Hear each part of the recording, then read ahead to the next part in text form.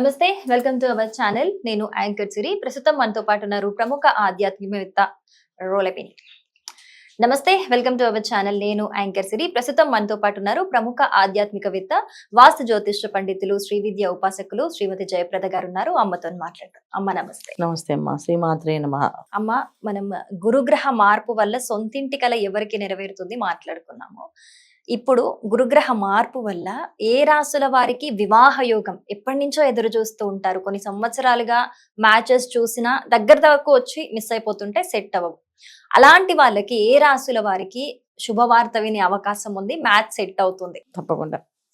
ఏ రాశులు వాళ్ళకంటే గురువు ఈ మధ్యకాలంలో కర్కాటక రాశిలో ఉండడం అనేది ఒక అదృష్ట యోగం. అంటే 12 ఏళ్ళకి వచ్చే పుష్కరమైన యోగం అంటది. అంటే మళ్ళీ గురువు మనకు రావాలంటే 12 ఏళ్ళు పడుతుంది, ఒక రాశి నుంచి ఒక రాశి నుంచి.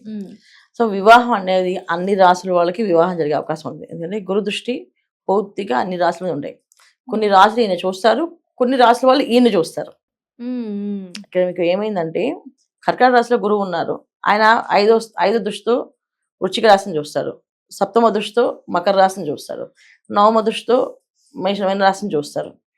ఏంటి మేషరాశి వాళ్ళు చతుర్థ స్థానంతో ఈయన చూస్తారు, వృషభ రాశి వాళ్ళు తృతీయ స్థానంలో ఈయన చూస్తారు, మిథున రాశి వాళ్ళు ద్వితీయ స్థానంలో ఈయన చూస్తారు అండి, సింహరాశి వాళ్ళు వ్యయ స్థానం నుంచి ఈయన చూస్తారు అండి, కన్యా రాశి వాళ్ళు లాభస్థానం నుంచి ఆయన చూస్తారు, మళ్ళీ తులారాశి వాళ్ళు దశమ స్థానం నుంచి చూస్తుంటారు. ఇలా ప్రతి ఒక్క స్థానాల నుంచి గురువులు చూస్తున్నప్పుడు ఏంటి ఈ రాశులు చూస్తున్నప్పుడు ఖచ్చితంగా వాళ్ళకి ఏం జరుగుతుంది? అదృష్టమే జరుగుతుంది.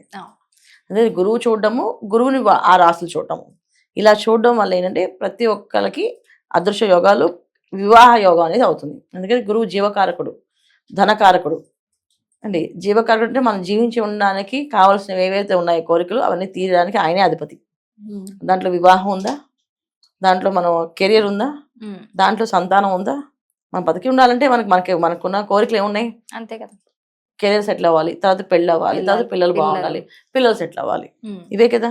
ఇవి ఖచ్చితంగా నెరవేరే అవకాశాలు అన్ని రాసుల వాళ్ళకి ఉన్నాయి.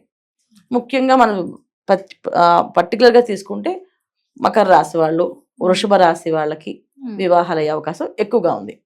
ఇంకా తులారాశి వాళ్ళకి వీళ్ళకున్న వివాహాలు ఎప్పటి నుంచో వివాహం కావట్లేదు ఉన్న రాసుల్లో ఒకటి మేషరాశి వాళ్ళు, భరణి నక్షత్రం వాళ్ళకి అవ్వదు వివాహం తొందరగా, వాళ్ళకి అయ్యే అవకాశం ఖచ్చితంగా ఉంటుంది. 2 మకర రాశిలో శ్రవణ నక్షత్రం వాళ్ళకి వివాహం అవ్వదు, వాళ్ళకి అయ్యే అవకాశం ఉంటుంది. 3 తులారాశిలో అండ్ వృశ్చిక రాశిలో ఉండే విశాఖ నక్షత్రం వాళ్ళకి వివాహం అవ్వదు, వీళ్ళకి కూడా అయ్యే అవకాశం ఉంటుంది. అలాగే సింహరాశిలో పుబ్బ నక్షత్రం ఉంటుంది, ఆ నక్షత్రం వాళ్ళకి వివాహాలు అవ్వవు, సో వాళ్ళకు కూడా అయ్యే అవకాశం ఉంటుంది. సో వీళ్ళందరికీ ఎందుకంటే విశాఖ నక్షత్రానికి అధిపతి గురువు, పుబ్బ నక్షత్రానికి భరణి నక్షత్రానికి అధిపతి శుక్రుడు, శ్రవణ నక్షత్రానికి చంద్రుడు అధిపతి. సో కర్కాటక రాశిలో ఉన్నది ఎవరికి? కర్కాటక రాశి అధిపతి ఎవరు? చంద్రుడు. ఆయన రాశిలో ఉన్న కనుక శ్రవణ నక్షత్రం వాళ్ళకి ఖచ్చితంగా వివాహం అయింది, యోగం అనేది ఖచ్చితంగా జరుగుతుంది. సో భరణి నక్షత్రం శుభగ్రహాలు, పూర్తి శుభగ్రహాలు ఉన్న దృష్టి ఏదైతే ఉందో కర్కాటక రాశి అనేది లాభరాశి వాళ్ళకి ఖచ్చితంగా వివాహాలు అవుతాయి. సూపర్. మేషరాశి వాళ్ళకి చతుర్థ స్థానం అవుతుంది, వాళ్ళకి కూడా మంచి వివాహం అయ్యే సంబంధాలు వచ్చే అవకాశం ఉంటుంది, మంచి కుటుంబానికి వెళ్ళే అవకాశం ఉంటుంది. మంచి కుటుంబం నుంచి అమ్మాయి అయినా వస్తుంది, మంచి కుటుంబాన్ని వెళ్ళడానికైనా అవుతుంది. అంటే భరణి నక్షత్రం అమ్మాయి అనుకోండి మంచి కుటుంబానికి వెళ్తుంది, అబ్బాయి అనుకోండి మంచి కుటుంబం నుంచి వస్తాడు.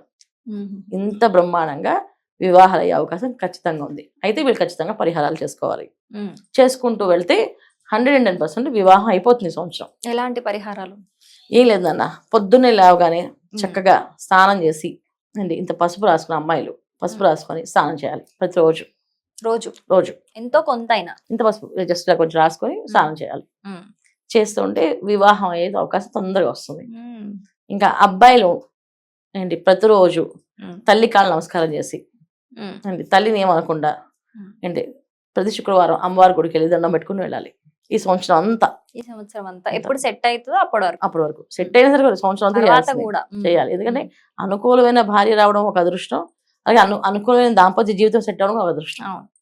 సో అందుకని ప్రతి శుక్రవారం అమ్మవారి గుడికి వెళ్ళడం, ప్రతిరోజు తల్లి పాదాలని కాసేలాగా తాకాలి, పట్టుకోవాలి ఆవిడని, ఇలా పట్టుకొని దండం పెట్టుకోలేక దండం పెట్టుకుని ఆశ్రయించమ్మా అనిపిసి తల్లి ప్రతిరోజు కళ్యాణం వస్తూ అని దీవించాలి.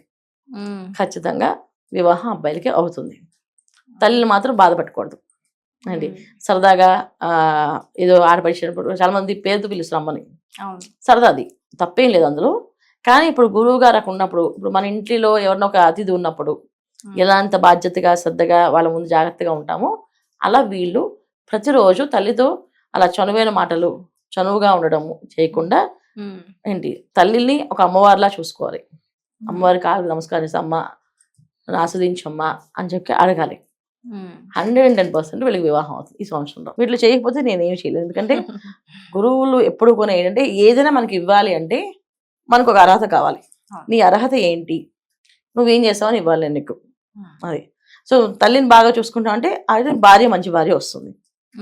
అలాగే అమ్మాయి ప్రతిరోజు పసుపు తీసుకుని స్నానం చేస్తుంది అంటే సుమంగళి తత్వం అనేది అమ్మాయికి వస్తుంది, జాతకంలో యోగం మారుతుంది, ఆకర్షణ శక్తి పెరుగుతుంది, వివాహం అయ్యే అవకాశం ఉంటుంది. ఇప్పుడు నేను పసుపు రాసుకోను మంగళసూత్రాలు వేసుకొని మెడలో అనుకున్న అమ్మాయికి వివాహాలు అవ్వవు. సో మంగళసూత్రం మీద వాల్యూ ఉండాలంటే ముందు పసుపుని మనం గౌరవించాలి. సో పసుపుని గౌరవిస్తేనే, పసుపు ఒక తల్లిని మనం ఇలా ఒంటికి రాసుకొని స్నానం చేస్తేనే అప్పుడు ఆవిడ మనకి ఆకర్షణ శక్తి పెంచుతుంది. ఎందుకంటే పసుపులో ఉన్నది అమ్మవారి గౌరీదేవి. సో గౌరీ ఒక స్వరూపాన్ని మనకి కావాలి అంటే, ఈశ్వరుడు అంత భర్త కావాలి అనుకుంటే ప్రతిరోజు పసుపుని చక్కగా ఇలా రాసుకోవాలి, రాసుకొని స్నానం చేయాలి. 100% పెళ్ళి అవుతుంది. చాలా చక్కటి రెమెడీస్ చెప్పారమ్మా. Thank you so much. నమస్తే అమ్మా. శ్రీమాత్రే నమః.